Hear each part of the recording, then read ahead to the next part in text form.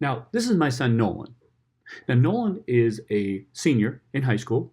He's been fully included throughout his academic experience. Yes, he's been pulled out for certain supports, but I would argue through the Universal Design for Learning framework and what teachers have done in their planning and redesign of their instruction, materials, their overall goals and assessment, that Nolan has been successful due to the Universal Design for Learning framework. And of course, one of my data points could be this. He was actually awarded not only Homecoming Court, but he was also awarded the Homecoming Royalty King and Queen, voted on by his peers. His peers that have gotten to know him and love him due to this interaction in the general education classroom. And he's been with his peers in the general education classroom. And they have benefited from the exposure to Nolan and exposure to the type of instruction, the types of opportunities for multiple means of representation, multiple means of demonstration expression, and the overall engagement. They've all benefited from it. And why? Because the teachers that have worked with Nolan, they've appreciated the fact that everyone has a bit of a jagged profile, and this average idea is not true, and instead this end of average is really the reality, and that we need to plan for that variability. And with that variability, if we plan for differently, we will allow for the success of not only Nolan, but his peers. And I truly believe that. And I truly believe that Universal Design for Learning has been an outcome. Well, great, Sean. But the challenge is we may not be drinking your Kool-Aid. We may not be even interested in the Kool-Aid you're making. We need data. We need evidence. Well, it's beyond my testimonial that we need to dig deep. And we need to think about whether or not the actual framework and the implementation of the framework, not an intervention, but the framework, will it lead to the outcomes? Will it lead to the benefit for students in terms of some of our primary measures, be it outcomes, be it overall engagement, be it levels of inclusion, and the list goes on. Well, the Universal Design for Learning IRN, or the UDL IRN, has considered this in several different ways through the research committee.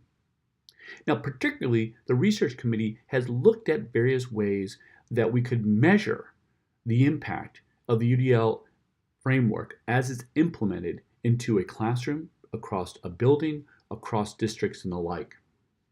Now, some would argue that the UDL framework and where it's at in respect to its level of implementation, that maybe we're a bit of a, well, maybe not a baby, but a bit of a toddler stage. I'd argue differently. I'd argue that there are districts out there that have actually incorporated the UDL framework as a critical element across their primary initiatives as they've sought to support the needs of all their learners and redesign and plan in a meaningful way for all those individuals. So they've thought about the learner variability and they've thought about these individuals. But the question is, how do you look at the impact on these individuals through the implementation of the UDL framework?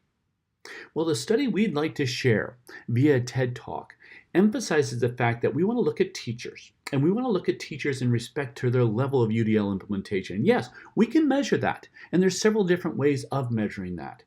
And we've been engaged at a school level, actually at a district level, where we can see to say, hey, these teachers are implementing the UDL framework at this level of ability, competency. And based on that, the fact that they actually are incorporating elements of the framework into their learning, we then want to connect that level of implementation to their student learning outcomes. Now we're going to take a look at, and we have taken a look at, and what we'll share very briefly is evidence of what their students are doing in respect to some state assessments and overall district-wide measurements based on and connected to their teachers' level of the UDL implementation. We believe the TED Talk allows us to bring about the number of issues when it comes to the level of implementation and the ways to measuring implementation, but also measuring student outcomes in respect to that implementation. We realize there's a number of pathways to go about with implementation, with examining implementation, and we also realize that there's a number of pathways to look at the impact on student learning. So we're not necessarily saying we've got it all figured out, but we are offering a couple pathways for consideration.